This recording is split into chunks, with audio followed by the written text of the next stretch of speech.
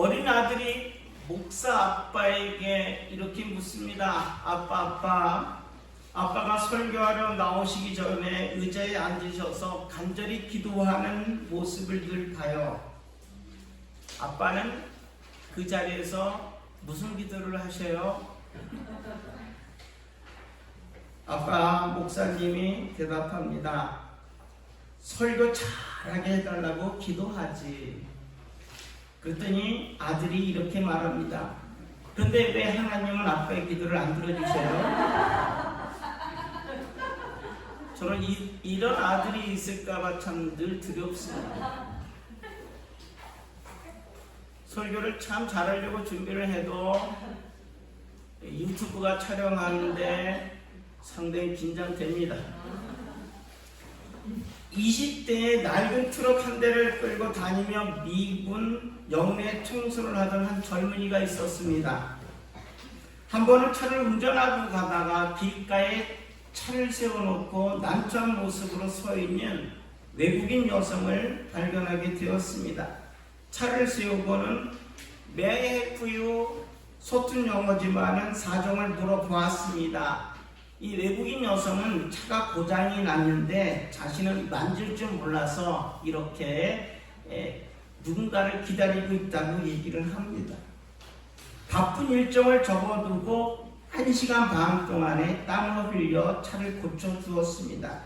이 외국인 여성은 이런 모습에 감동을 받았는지 적지 않은 돈을 주면서 감사의 표시를 하려고 합니다.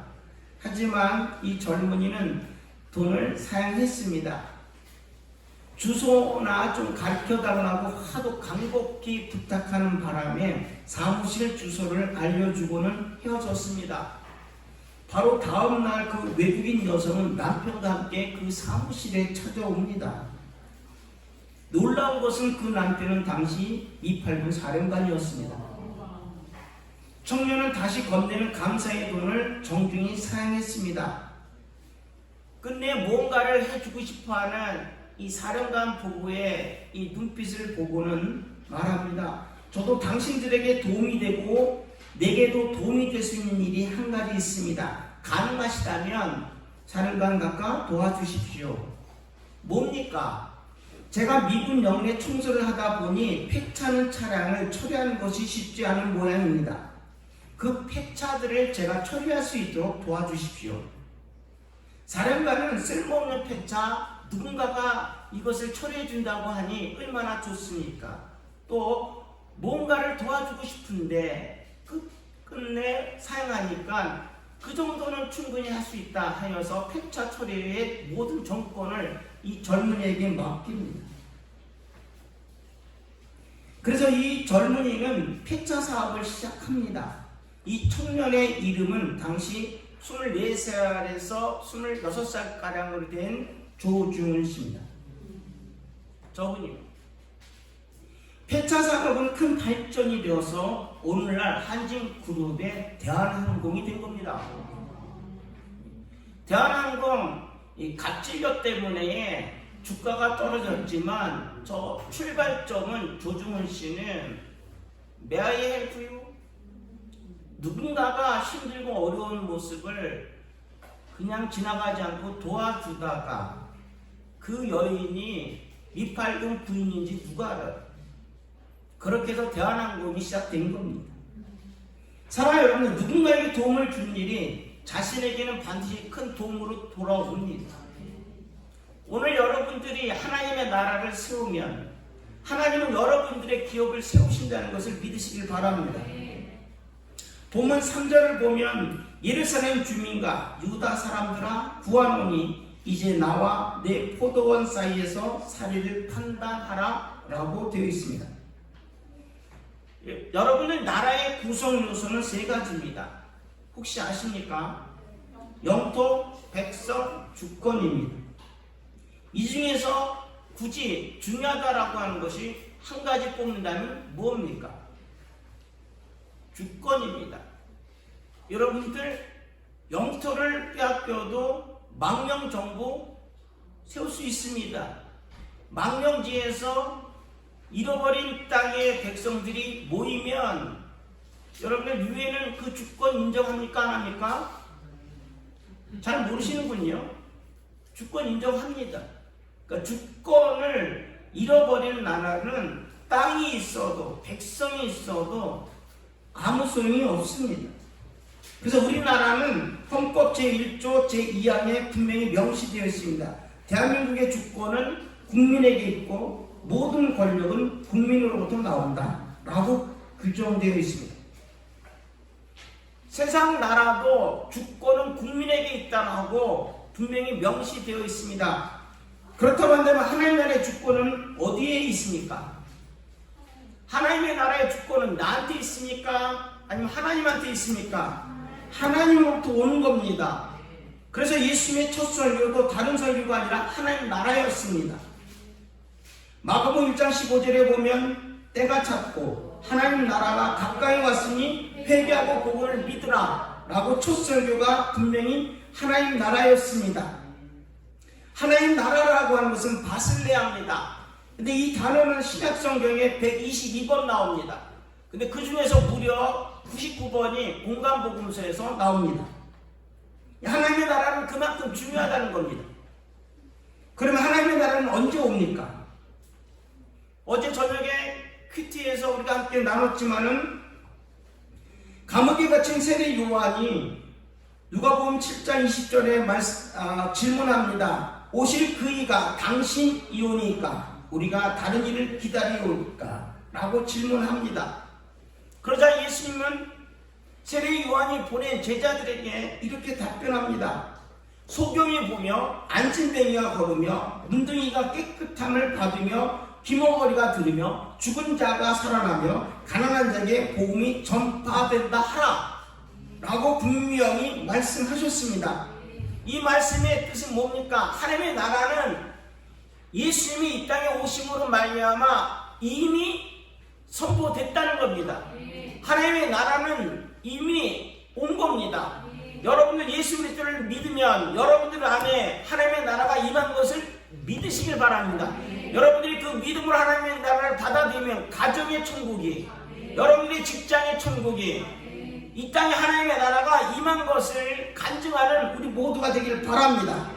그렇다고 한다면 하나님의 나라는 어떻게 세워져야 됩니까? 첫째는 성도는 역사의 구경꾼이 되어서는 안 됩니다. 방관자가 되지 않기를 바랍니다. 한 임금이 신하를 불러서 이상한 명령을 내립니다. 그 신하를 데리고는 우물가로 갑니다. 깨진 독을 보여주면서 이 우물물을 길어 저기 밑 빠진 독에 가득 채워라. 이게 임금의 미션입니다. 여러분 같으면 밑이 깨진 독에다가 물을 길어서 쟁기라 라고 하면 할렐루야 듣겠습니까? 임금이 나를 골탕 먹이려고 하는구나 라고 이핑계 저핑계 될 수 있지 않습니까? 자, 그렇지만 이 충성된 신하는 임금님의 명령이니 오직 순종하는 마음으로 우물에서 물을 길어다가 밑 깨진 독에다가 연실 붓습니다. 물이 깨진 틈으로 다 흘러나갔지만 임금님의 명령이기 때문에 담을 세워 물을 길러 독에다가 붓습니다. 결국 우물에 있는 모든 물을 다 퍼서 바닥에 드러나고 말았습니다. 하지만 우물 바닥에 물은 다 사라졌고, 그렇지만 밑 깨진 독에 물은 하나도 담겨지지 않았습니다. 그때에 그 우물 바닥에 뭔가가 발견되었습니다. 자세히 보니 그 우물 바닥에 큰 금덩이가 하나 있었던 겁니다. 신하는 그 금덩이를 캐가지고 들고 임금 앞에 가서 무릎을 꿇습니다. 임금님 용서하소서. 우물물을 다 길었지만 독에 물을 채우지 못했나이다. 그러나 우물 바닥에서 이 금덩이를 건져냈나이다 라고 솔직하게 고백합니다. 임금의 미션은 뭡니까? 독에다가 물을 쟁기라는 거 아닙니까? 물을 쟁기지 못한 이 신하는 죽을 죄를 졌나이다 이렇게 고백하고 그리고 금덩이 발견됐다는 것은 전혀 신경도 안 씁니다. 그러자 임금은 빙그레 웃으면서 이렇게 말합니다. 밑빠진 독에 물을 채우겠다고 우물이 바닥날도록 수고했도록 그대는 참으로 충성스러운 신하요. 그대는 그 금덩이를 가질 자격이 있는 사람이에요. 임금은 이 신하를 골탕 먹이려고 한 것이 아니라 순종하는 신하의 모습을 보고자 했던 겁니다. 오늘 사랑하는 여러분들, 이 땅에서 크고 작은 사건들, 사고들이 터질 때마다 우리는 하나님이 나를 버리셨는지, 하나님이 나를 외면하셨는지 라고 투덜댈 때가 있습니다. 하지만 하나님은 우리의 모습, 일거수일투족을 관찰하십니다. 우리가 순종하는지를 보십니다. 하나님의 나라를 우리를 통해서 세우시기를 원하시는데 순종하시는지를 봅니다. 순종하면 여러분 우물물 바닥에 금덩이가 나오듯이 하나님 앞에 순종하면 여러분들의 인생에 놀라운 일들이 일어날 걸 믿으시길 바랍니다. 카일 아이들먼이 팬인가 제자인가라고 하는 책을 썼습니다. 여러분들 저 책은 굉장히 명저입니다. 한번 읽으시면 좋겠습니다. 저 책에 보면 현대의 성도는 크리스마스와 부활절에만 교회를 찾는 사람들이 적지 않다. 그런 사람은 크리스터라고 한다. 이 크리스터라고 하는 단어는 크리스마스와 이스터, 부활주일을 합성한 단어이다 라고 되어 있습니다. 1년에 52주 중에서 크리스마스와 부활주일 딱 두 번만 다니는 사람들을 크리스터다 라고 해요. 여기 있는 여러분들은 여기에 포함되지 않죠? 그러면서 카일 아이들먼은 부활절에 설교를 하면서 자신이 공짜 떡을 너무 많이 뿌렸고 복음이 싸구려로 전략되었다는 것을 깨닫습니다. 아, 내가 크리스토를 조장하고 내가 크리스토의 교회 목사구나 라고 하는 것을 깨달자 너무 하나님 앞에 죄송합니다 하고 대성통곡했답니다. 여러분들 코로나 국면에서 크리스토가 되지 않기를 바랍니다. 하나님의 나라를 세워가는 우리는 각자 일꾼들입니다. 여러분들이 무너지면 가정 무너지고 대한민국 무너지는 건 시간 문제입니다. 한 사람 한 사람이 하나님의 나라를 세워가는 거룩한 일꾼이라고 생각한다면 하나님 말씀에 순종하며 나가는 우리 모두가 되길 바랍니다. 하지만 예수님 당시에도 사람들은 떡을 먹고 배불러서 예수님을 따라갔지, 예수님이 하나님의 아들임을 깨닫고 하나님의 나라를 세우는 거룩한 일꾼이라고 따라다니지는 않았습니다. 이것이 바로 열광적인 팬이지 제자는 아니라는 겁니다. 예수님께서 분명히 말씀합니다. 요한복음 6장 35절에 나는 생명의 떡이다. 그러자 많은 사람들이 이 말씀 듣고 헷갈려서 떠나갑니다. 요한복음 6장 36절에 보면은 그때부터 그의 제자 중에서 많은 사람이 떠나가고 다시 그와 함께 다니지 아니하더라. 예수님 믿고 교회 나가면 수지 맞아야 되는데 예수 믿고 잘 되는 사람도 있지만 예수 믿고 오히려 안 되는 사람들도 간혹 있습니다. 여러분들 예수 믿는다고 해서 코로나 안 걸립니까? 그렇지 않습니다. 예수 믿어도 욥처럼 당대의 의인이고 선한 사람이었습니다. 근데 욥도 하나님의 허락의 범위 내에서 시험 당하지 않습니까? 따라서 예수님을 믿으면 우리 집에 형통의 복이, 우리 남편이, 아내가, 자식들이, 부모님이 다 잘 돼야 됩니다. 근데 예수 믿고 다 잘 됩니까? 그럼 잘 되면 예수님 따라가고 안 되면 떠날 겁니까? 근데 예수님 하나님 나라 선포하셨을 때에 유대인들이 그랬다는 겁니다. 오늘 우리들한테도 이런 개연성은 충분히 있습니다. 잘 되면 쫓아가고 안 되면 버리고. 오늘 이러한 잘못된 습관은 말씀 앞에서 다시 한번 철저히 회개할 수 있는 우리가 되길 바랍니다. 본문 4절을 보면 내가 내 포도원을 위하여 행한 것 외에 무엇을 더할 것이 있으나 내가 좋은 포도 맺기를 기다렸거늘 들포도를 맺으면 어찌 됨이고 라고 되어 있습니다. 포도원은 여러분을 게렘이라고 합니다. 이 포도원은 이스라엘을 상징합니다. 예레미야 2장 21절 또 예스겔 15장 1절 호세아서 10장 1절 보면 포도원 하면은 이스라엘 상징한다라고 성경은 명시하고 있습니다.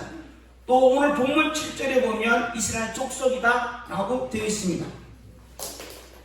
포도원은 그래서 평화와 번영을 상징하는 단어입니다.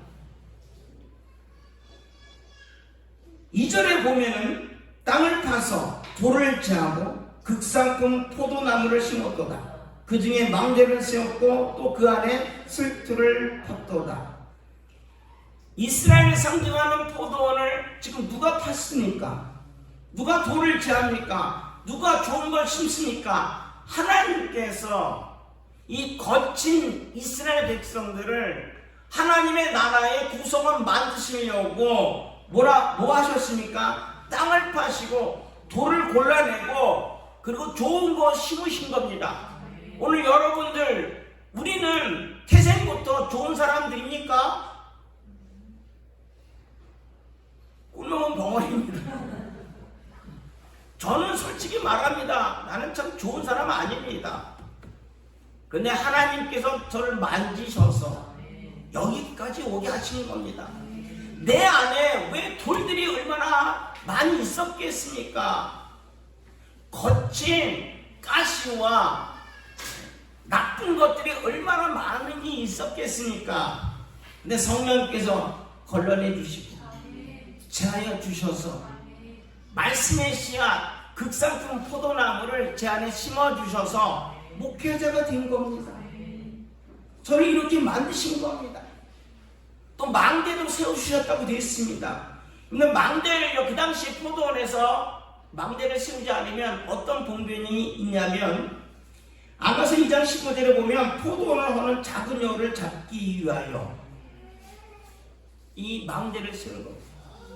그러니까 포도원을 좋은 거 심었습니다. 돌도 제하고 그 밭도 잘 갈고 포도원을 심었는데 이 작은 여우들이 들락날락하면서 포도를 다 따먹으면 얼마나 손해가 심합니까? 그래서 망대를 세워서 작은 여우들이 들락날락하는 것을 감시하는 초소를 만들어서 물질의 손해를 노력에 대한 대가를 전혀 손상받지 않도록 하셨다는 거예요. 이게 하나님이 우리를 통하여서 세우시는 하나님의 나라라는 것을 보셔야 됩니다. 근데 결과는 어떻게 됐습니까? 2절에 보니까 들포도를 맺었다 라고 되어 있습니다. 들포도라고 하는 말은 배우심이라고 하는데 나쁜 열매가 나다 거칠고 상품 가치가 없는 야생포도라는 뜻입니다. 하나님은 우리 심령밭을 갈고 돌을 재주시고 가시들을 다 없애주시고 망대를 세워주시고 그래서 거칠은 내 인생에 좋은 열매를 맺게끔 만들어 주셨습니다. 그런데 결과는 어떻습니까? 가치가 없는 좋지 않은 것을 맺었다는 겁니다. 그럼 누구 책임입니까? 하나님 책임입니까? 내 책임입니까? 이스라엘 책임입니다. 하나님께서 세팅해 주셨다고 한다면 우리는 하나님의 이 거룩한 이 나라를 세우는 데에 도구 되어야 됩니다. 하나님의 말씀의 씨는 살아 역사하는 겁니다. 그런데 살아있는 생명의 씨가 내한테 뿌려졌는데 열매를 맺지 않고 또 엉뚱한 열매를 맺었으니 이 얼마나 가당찮은 얘기입니까? 이스라엘이 해야 하는 일을 하지 않고 구경꾼이 되거나 방관자가 되었기 때문입니다. 자, 따라서 하나님께서 우리에게 좋은 것으로 심으셨다면 사랑하는 성도 여러분들 좋은 열매를 맺으셔야 됩니다. 불량품이 아닙니다. 하나님은 거룩하신 분이고 우리를 최고의 걸작품으로 만들었습니다. 좋은 상품으로 나타나서 하나님의 나라가 이런 것이다 라고 하는 것을 보여줄 수 있는 우리 모두가 되기를 주님의 이름으로 축복합니다. 두 번째는 정의를 행하고 공의가 충만하게 해야 합니다. 이창수 목사님이 내가 어찌 너를 버리겠느냐 라고 하는 아주 재미난 책을 썼습니다. 이 책에 나오는 이야기 중에 한 토막입니다. 실직당한 가장이 미래에 대한 두려움과 걱정으로 집으로 돌아오게 되었습니다. 현관에 들어서자 아들이 게임에 열중하고 아버지가 왔는지 그냥 스쳐 지나가는 말투로 왔어요? 하고 자기 방에 쏙 들어갑니다. 우리 아빠들 이럴 때에 기분이 그래도 삼삼하죠? 얼마나 불쾌하겠어요. 평상시 같았으면 잔소리 한번 뻥 쳤을 터인데 그냥 잔소리할 기분도 없었습니다. 한동안 게임에 열중해 있는 아들을 그냥 우두커니 쳐다만 봤습니다. 근데 조금 있자 이상한 일이 일어났습니다. 아들이 게임에 져서 fail, 실패라고 하는 단어가 화면에 나타났는데 신나합니다. 신나. 그래서 아버지는 헷갈려가지고 아들에게 묻습니다. 너 fail이라고 하는 단어가 무슨 뜻인지 몰라? 아들이 말합니다. 실패란 뜻이지요. 아버지가 다시 묻습니다. 그런데도 너 그렇게 기뻐? 실패라는 뜻이 무엇인지도 몰라? 그러자 아들이 이렇게 말합니다. 여러분들 세상에 지치고 피곤하고 실패가 반복되고 주변 사람들이 여러분들을 인정하지 않는다 할지라도 우리 대한민국의 아버지들이요 용기를 가지십시오. 아들은요 게임에서요 게임 아웃 됐을 때에 여러분들 컴퓨터 부수지 않습니다. 서윤아 컴퓨터 부수냐? 게임에 졌다고 해서 절대 미동이 없습니다. 왠지 아십니까? 아들이 그렇게 얘기합니다. 아빠도 게임에서 실패란 다시 한번 더 해보라는 뜻이에요. 이해됩니까? 아버지들하고 엄마들은요 아들이 게임에 열중하면 씩씩씩 되죠. 아들은요 그 게임에서 한 번, 두 번, 100번 졌다고 해서요 자살하려고 생각하지 않습니다. 다시 하는 거랍니다. 이해됩니까? 다시 하는. 아들의 대답을 듣고 아버지는 깜짝 놀랍니다. 그리고 아들의 그 대답으로 인해서 큰 용기를 갖고 새로 시작할 수 있게 되었다. 내가 어찌 너를 버리겠느냐. 책의 내용입니다. 실패는 또 다른 시작입니다. 에디슨도 마찬가지입니다. 실패는 성공의 어머니다. 지금 코로나 때문에 생업의 문제가 크게 대두가 됩니다. 어렵습니다. 다 어렵습니다. 다 어렵습니다. 그러나 이 어려운 시국을 실패라고 좌절하지 않길 바랍니다. 본문 7절을 보면 그들에게 정의를 바라셨더니 도리어 평화입니다. 그들에게 공의를 바라셨더니 도리어 부르짖으며도다 라고 말씀하고 있습니다. 하나님이 원하시는 좋은 포도는 정의와 공의다 라고 말씀하고 있습니다. 로마서 14장 17절에도 보면은 하나님의 나라는 먹는 것과 마시는 것이 아니요 오직 성령 안에 있는 의와 평강과 희락이다. 신구약 성경 전체를 통하여서 하나님께서 원하시는 것, 하나님의 나라는 바로 공의와 정의, 기쁨이다 말씀하고 있습니다. 정의는 미시파트라고 합니다. 이 정의라고 하는 미시파트라고 하는 말은 하나님이 주신 힘으로 약한 자들을 섬기는 것. 이게 여러분들 미스파트입니다. 미스파워가 아니라 미스파트인데 미스파트라고 합니다. 그 다음에 포악이라고 하는 말이 미스파워입니다. 잘못 썼어요. 미스파워. 포악이 미스파워입니다. 이 말은 뭐냐면 힘 있는 사람이 힘 없는 사람을 괴롭히는 것, 이게 포악입니다. 정의와 반대되는 겁니다. 정의는 하나님이 주신 힘 갖고 약한 사람을 돕는 것. 포악은 하나님이 나한테 주신 힘 가지고서 어떻게 하는 것? 괴롭히는 것. 여러분, 하나님은 우리를 통하여서, 거칠은 나를 통하여서 하나님의 나라를 세우시는 거예요. 하나님의 나라를 세우셨으니 너희들은 그 하나님이 주신 힘 갖고 어떻게 하라는 거예요? 정의를, 약한 자를 도우라는 거예요. 그게 정의라는 거예요. 포악 떨지 말라는 거예요. 사랑하는 여러분들, 하나님의 나라는 실수와 실패가 반복된다 할지라도 힘없는 사람들을 끝까지 돕는 것, 공평하게 도와주는 것, 이게 바로 하나님의 나라 정의입니다.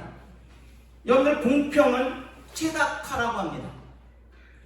체닥하라고 하는 말은 힘없는 사람과 함께 나누다라는 뜻입니다. 초대교회는 분명히 나눔의 공동체였습니다. 사도행전 4장 32절에 보면 믿는 무리가 한 마음과 한 뜻이 되어 모든 물건을 서로 통용하고 자기 재물을 조금이라도 자기 것이라고 하는 이가 하나도 없더라 라고 되어 있습니다. 사랑하는 여러분들, 이 공평이라고 하는 단어와 반대되는 단어가 부르짖음입니다. 만약에 여러분들 나눔, 공평, 체닥하, 하나님이 주신 것 같고 힘없는 사람들에게 나눠주다 라고 하는 것이 공평인데, 이것이 되어지지 않으면 못 살겠다고 부르짖음이 하늘에 사무치게 된다라고 됐습니다. 여기서 부르짖음이 체악합니다. 그러니까 공평하게 나눠주면 하나님께서 너의 기도를 들어주셔서 너의 기업을 책임져 주신다는 거예요. 그런데 만약에 공평, 체닥하, 하나님이 주신 것 같고 힘없고 연약한 사람들에게 나눠주지 않으면, 이 나눠주지 않을 때 가난한 사람들이 부르짖는다는 거예요. 체악하, 부르짖으면 내가 너의 기업에 형통의 복을 주지 않겠다는 거예요. 오늘 이 땅에서 잘 되기를 원합니까? 하나님이 이 모양 저 모양으로 여러분에게 주신 거 기억하셔야 됩니다. 그리고 그걸 가지고 공평하게 체닥하 하셔야 됩니다.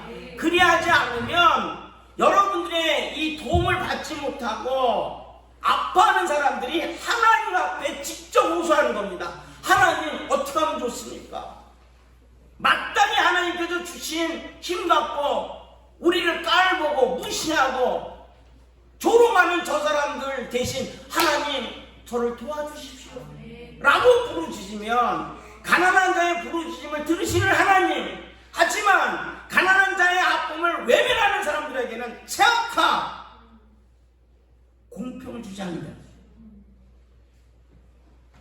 잠언 21장 13절에 그래서 말씀합니다. 귀를 막고 가난한 자가 부르짖는 소리를 듣지 않으면 자기가 부르짖을 때도 들을 자가 없으리라. 사랑하는 여러분들, 시국이 이 모양 저 모양으로 어렵다 할지라도 하나님은 우리에게 주신 것이 있습니다.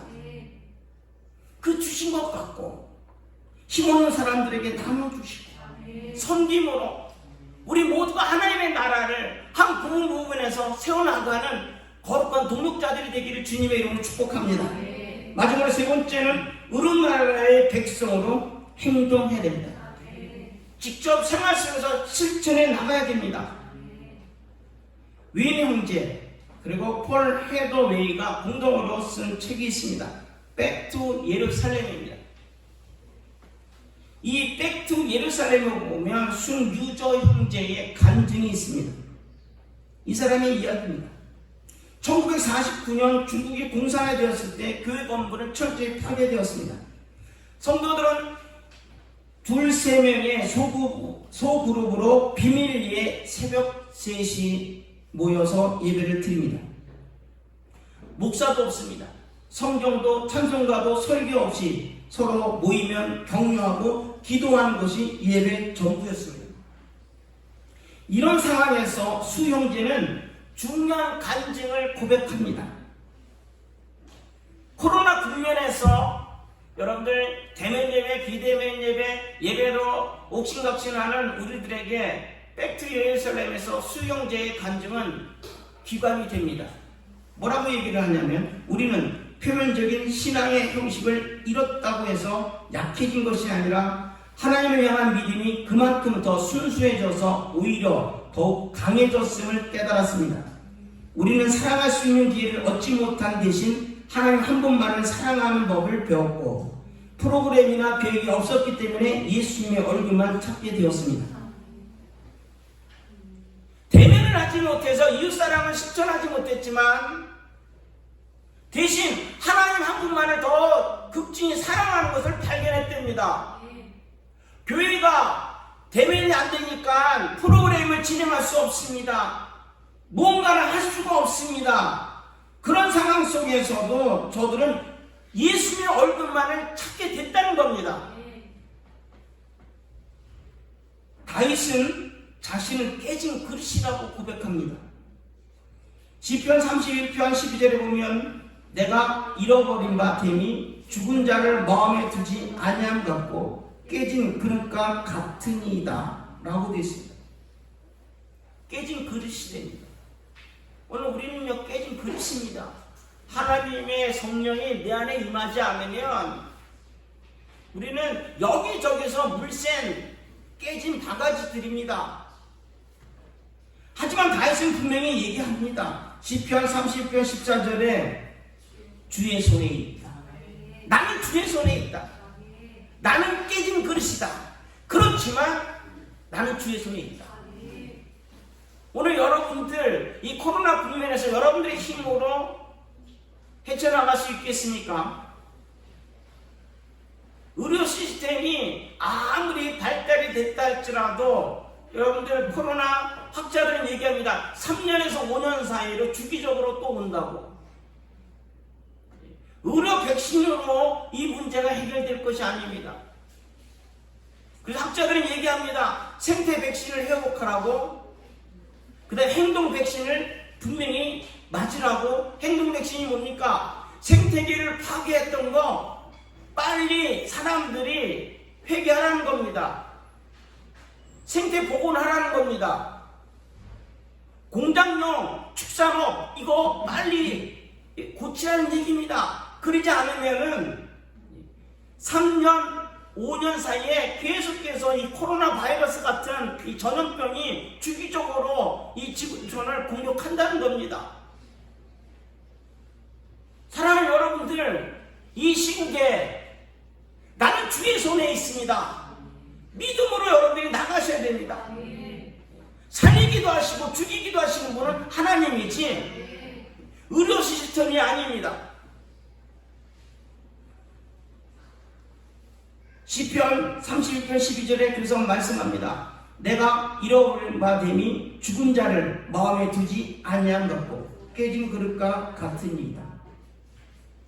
하나님의 손에 있으면 하나님의 사람으로 쓰임받게 됩니다. 하나님께 쓰임받은 사람들은 하나같이 다 깨진 그릇이었습니다. 여러분 성경에 보십시오. 아브라함은 100세 때의 노인이었습니다. 요셉은 노예와 제수 출신입니다. 모세는 살인자입니다. 다니엘은 전쟁 포로였습니다. 자, 이 사람들의 면면을 통해서 볼 때 이스라엘의 역사가 이어져 간다는 것이 정말 100만 분의 1, 확률적으로 볼 때는 거의 불가능한 겁니다. 하지만 저들은 나는 주의 손에 있나이다. 철저히 주님 앞에 모든 걸 맡겼을 때에 주께서 저들을 통하여서 놀라운 일을 행하셨습니다. 저들은 하나같이 하나님의 의로운 백성으로 생활 속에서 실천하며 살았던 겁니다. 오늘 여러분 코로나 국면에서 우리가 할 수 있는 일이 뭡니까? 하나님의 의로운 백성으로 살아가는 겁니다. 있으면 있는 대로, 없으면 없는 대로 함께 나누면서 서로 격려하면서 대면하기가 어려우니까 서로 문자를 좀 나눠주시면서 밴드가 우리 지금 활성화되고 있지 않습니까? 밴드를 통하여서 아무개 성도님 건강하시죠? 아무개 성도님 뭐 자녀 중에서 누가 이번에 졸업생이죠? 축하합니다. 뭐 이런 메시지를 서로 보내주면서 SNS를 통하여서 또는 전화를 통하여서 우리는 얼마든지 하나님의 나라의 백성이라고 하는 것을 보여줄 수 있습니다. 이지선 양의 지선아 사랑이라고 하는 책이 있습니다. 30번이나 넘는 피부 이식 수술을 받았습니다. 하지만 회복이 되지 않았습니다. 너무너무나 실망하던 중에 하나님의 음성이 듣습니다. 너를 세상 가운데 반드시 다시 세우겠다. 그리고 힘들고 병들고 약한 자들에게 희망의 메시지가 되게 할 거야. 하나님이 이지선에게 특별하게 하신 말씀이 힘들고 어려운 사람들한테 너의 이 흉악한 몰골을 통하여서 메신저가 되게 해줄게. 이 말에 저는요 실망하고 좌절했던 이 이지선이 벌떡 일어납니다. 그리고는 이렇게 고백합니다. 한때 깨어져서 산산조각이 났던 그릇이지만 예수님께서 그 조각을 다시 주어서 저랑 그릇을 만들어 주었어요. 다윗 같은 고백을 합니다. 자기는 깨어진 그릇이었다는 겁니다. 그러나 하나님께서 다시 세워주셨다는 겁니다. 오늘 여러분들 코로나 국면에서 우리를 분명히 부수시고 깨트려 버리십니다. 그러나 그것을 통하여서 여러분들 다시 하나님의 나라를 세우시고자 하는 하나님의 거룩한 뜻을 볼 수 있기를 바랍니다. 본문 5절 상반절을 보면 이제 내가 내 포도원에 어떻게 행할지를 너에게 이르리라. 하나님은 의로운 나라를 분명히 나를 통해서 세우십니다. 그러나 의를 행하지 아니하면 심판하신다고도 말씀합니다. 울타리를 걷어 먹힘을 당하게 하고 담을 헐어 짓밟히게 할 것이라고 5절 하반절에 말씀합니다. 또한 6절을 보십시오. 황폐하게 하리니 포도원을 돌보지 못하게 하고 찔레와 가시가 날 것이고 땅에 비를 내리지 못하게 하겠다고 말씀합니다. 하나님은 분명히 거친 땅, 그래서 돌도 다 없애주시고 찔레 가시들을 다 제거해주시고 담벼락도 쳐주시고 망대도 세워주셔서 어떤 다른 것들이 포도원에 들어와서 해치지 못하게 하셨지만 오늘 우리가 정의와 공평을 행하지 아니하면 하나님께서 어떻게 하시겠다는 겁니까? 땅에 비를 내리지 못하게 하고 다시 찔레와 가시를 나게 할 것이고 포도원을 절대 돌보지 않게 하시겠다는 거 아닙니까? 따라서 여러분들 우리는 하나님의 백성으로서 정의와 공의를 생활 속에서 실천해야 됩니다. 하나님을 기쁘게 하는 건 다른 데 있지 않습니다. 공의와 정의를 행하는 것이라고 성경은 말하고 있습니다. 잠언 21장 3절에 보면 공의와 정의를 행하는 것은 제사 드리는 것보다 여호와께서 기쁘게 여기시니라. 아멘. 또 잠언 14장 34절에도 말씀합니다. 공의는 나라를 영화롭게 하고 죄는 백성을 욕되게 하느니라. 사랑하는 여러분들, 코로나 국면 이게 언제 종식될지는 아무도 할 수 없습니다. 하지만 이 코로나를 통해서 우리가 하나님의 음성이 무언지를 깨닫기 바랍니다. 우리가 잘못됐기 때문에 이것이 장기화된다고 한다면 속히 우리의 잘못된 것들이 뉘쳐지길 바랍니다. 저는 이 존 파이버 목사님의 이 기도문을 발췌해서 함께 고백하면서 고민 많이 했습니다. 이 기도문으로 2월 첫째 주를 시작할까 말까 고민 참 많이 했습니다. 왜 고민했는지 아십니까?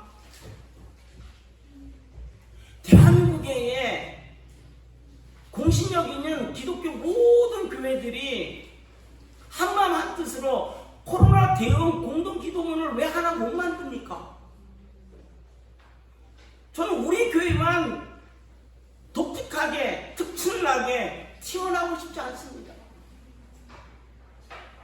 한국 교회가 다 같이 같은 마음으로 이 코로나를 이겨나가자는 그런 뜻에서 개신교가 공동으로 코로나 대응 기도문 이거 하나 못 만듭니까? 그래서 답답한 마음으로 사실은 존 파이버 목사님이 먼저 좋은 코로나에 관한 기도문을 만드셨기에 인용한 것뿐입니다. 이번 주 안에 개신교 연합이 공동 기도문 하나 발표할 수 있길 바라요. 그래야 안 그래요? 사랑하는 여러분들, 두려워하지 맙시다. 하나님 우리를 사랑하십니다. 정의와 공의를 생활 속에서 실천하셔서 하나님의 나라를 이루어간다면 하나님은 우리에게 극상품 포도나무를 심으셨습니다. 우리가 들포도를 만들었지. 하나님은 우리에게 좋은 것 주셨습니다. 이 좋은 것을 잘 관리하여서 이 땅에 하나님의 나라를 멋지게 만들어가는 우리 모두가 되기를 주님의 이름으로 축복합니다.